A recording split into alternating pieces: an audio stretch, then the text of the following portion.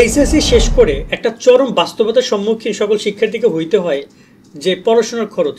অনেকের অভিভাবক বলে যে বাবা তুই পড়ালেখা কর, খরচ আমি বহন করব, কিন্তু অনেকের অভিভাবকের সেই কথাটা বলার সামর্থ্য থাকে না। সেক্ষেত্রে একটা অপশন আসে যে আমি চাকরির পাশাপাশি পড়াশোনা করব, অথবা কথাটা একটু উল্টে আমি পড়াশোনার পাশাপাশি চাকরি করব। লাইক আজকে আমরা এই ব্যাপারে একটু ডিসকাশন করব। তোমরা যে এইচএসসি শেষ করেছো অনেকেরই চাকরির পাশাপাশি পড়াশোনা করা দরকার, মানে চাকরিটা মেইন ফোকাস, পড়াশোনা অপশনাল। আবার অনেকের পড়াশোনাটা মেইন ফোকাস, চাকরিটা অপশনাল। বাট আমার রাইট না, আমি তোমাকে বলবো যে তোমার এই দুইটা পরিস্থিতি হলে তোমাকে বুঝতে হবে। ফার্স্ট অফ অল আমি একটু ক্লিয়ার করি, যাদের পড়াশোনা মেইন ফোকাস, চাকরি অপশনাল, মানে বাসা থেকে নিয়মিত খরচ বহন করবে ইন ফিউচারে। তোমরা যারা টার্গেট করেছো জাতীয় বিশ্ববিদ্যালয়ে ভর্তি হবা, তোমরা যুক্ত হইতে পারো আমাদের টার্গেট জাতীয় বিশ্ববিদ্যালয় কোর্সে। মাত্র 230 টাকায় তুমি এখানে মেইন এবং গ্রুপ সাবজেক্টের এমসিকিউ শিট পাবা, এবং তোমাদের এখান থেকেই হুবহু পরীক্ষায় গত বছর কমন পড়েছে এবং এবছরও ইনশাল্লাহ কমন পড়বে। এছাড়া বিগত সালের প্রশ্ন থাকছে তোমার প্র্যাকটিস করার জন্য, পরীক্ষার সকল তথ্য, রেজাল্ট ভালো করার জন্য যত গাইডলাইন, ভালো কলেজে চান্স পাওয়ার যত পরামর্শ আছে, সব কিছু তোমাদেরকে আমরা এই কোর্সে সবাইকে দিব। কোর্সে যুক্ত হওয়ার জন্য তোমার এই নাম্বারে 230 টাকা বিকাশ থেকে সেন্ড মানি করবা। এরপরে তুমি এই নাম্বারেই হোয়াটসঅ্যাপে মেসেজ করে জানাও তুমি যে নাম্বার থেকে টাকা দিয়েছো, তোমার নাম এবং তুমি কোন গ্রুপে পড়ছো। এরপর তোমাকে গ্রুপ ওয়াইজ সাবজেক্ট লিস্ট সহ তোমাকে পিডিএফ দিয়ে দেওয়া হবে এবং তোমাকে হোয়াটসঅ্যাপ ফেসবুক গ্রুপে যুক্ত করে দেওয়া হবে। তাদের ক্ষেত্রে সেখানে তুমি ট্রাই করতে পারো তোমার টিউশনি, এই ধরনের যে চাকরি বাকরিগুলো যেগুলো আছে, যেগুলো পার্ট টাইম, সেগুলো ট্রাই করতে পারো। সেটা তোমাকে হেল্প করতে পারে, তোমাকে একটু টাকা পয়সা দিয়ে হেল্প করবে। আবার কি করেছে তুমি তোমার পড়াশোনা কন্টিনিউ করে যাবা। কিন্তু এখানে একটা কথা আছে, তুমি যদি পড়াশোনা মেইন ফোকাস থেকে এই যে চাকরি বাকরি যদি তুমি মানে পার্ট টাইম করো, এতে তোমার পড়াশোনার রেজাল্টটা ভালো হইতে পারে। কিন্তু চাকরির পাশাপাশি যদি তুমি পড়াশোনা করতে যাও, সেক্ষেত্রে রেজাল্ট অত ভালো হবে না। এমনকি তুমি যদি দেখা যায় অনেক ভালো ভালো সাবজেক্টে পড়ালেখা করতে পারবা, তুমি যদি তুমি পড়াশোনার পাশাপাশি যদি চাকরি বাকরি বা টাকা পয়সা ইনকামের পার্ট টাইম সেক্টরগুলোতে ঢোকো, বাট তুমি যদি চাকরির পাশাপাশি যদি অনার্স করতে চাও বা পড়াশোনা করতে চাও, তাহলে কিন্তু তুমি ভালো সাবজেক্ট নিয়ে পড়াশোনা করতে পারবে না, রেজাল্টও তোমার ভালো হবে না। তা আমি একটু ক্লিয়ার করলাম আশা করি হালকা একটা বিষয়। সেখানে আমি বলি যে যারা পড়াশোনার পাশাপাশি অনার্স তোমার যে চাকরি বাকরি করতে চাও, তাদের পড়াশোনার সেক্ষেত্রে তোমার ভালো সাবজেক্ট ফোকাস দেওয়াটা জরুরি।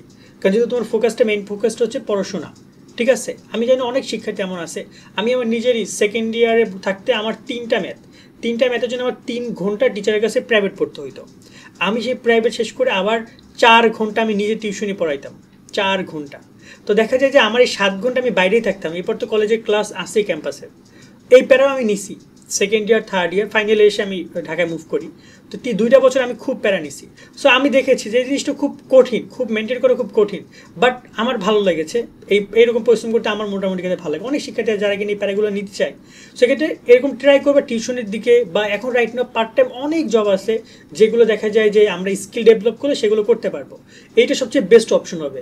বাট এবার একটা কথা বলি, যারা চাকরির পাশাপাশি পড়াশোনা করতে চাও, সেক্ষেত্রে কোনোভাবেই তুমি পড়াশোনার জন্য কঠিন সাবজেক্ট নিও না। লাইক সায়েন্সের যে সাবজেক্টগুলো আছে, গণিত, রসায়ন, পদার্থ, প্রাণীবিজ্ঞান, উদ্ভিদ বিজ্ঞান, প্রাণ রসায়ন, পরিসংখ্যান, বাংলা হইতে পারে, ইংরেজি সাবজেক্ট আছে, আবার কমার্সের ম্যানেজমেন্ট, অ্যাকাউন্টিং, মার্কেটিং, এগুলো নিও না। এগুলো নিয়ে তুমি চাকরি করতে পারবা না, সিম্পল কথা। কারণ এগুলোতে প্রচুর ম্যাথ আছে, প্রচুর প্র্যাকটিক্যাল ক্লাস আছে, প্রচুর নিয়মিত ক্লাস করতে হবে। সো তুমি যদি এগুলো নিয়ে যদি পড়ালেখা করো, অনার্স করো, ভবিষ্যতে 4টা বছর টাইম দাও, তাহলে এই যে দেখতে পাচ্ছ এই যে সেক্টরটা তোমার যে এইচএসসি চাকরির সেক্টর, সেখানে তুমি সফল হবে না। আবার চাকরির সেক্টর যদি তুমি সফল হও, দেখবে যে এই পাশে রেজাল্ট খুবই খারাপ হয়েছে। সেক্ষেত্রে অপশন কি, যদি তুমি চাকরির পাশাপাশি পড়াশোনা করতে চাও, তাহলে সব সাবজেক্টগুলো চুজ করা।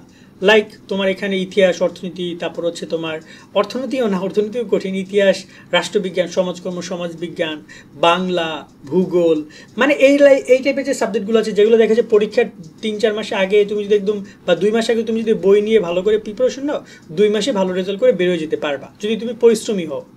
তোমাকে সারা বছর বই বা ক্লাস ক্যাম্পাসে লেগে থাকতে হবে না। ক্লিয়ার হয়েছো?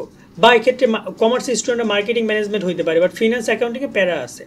সেক্ষেত্রে তোমরা যে সকল শিক্ষার্থীরা প্ল্যান করছো যে এইচএস শেষ করে আমি চাকরি করবো, তার পাশাপাশি পড়াশোনা করবো, তারা আশা করি রিলেট করতে পারছো কী করা দরকার।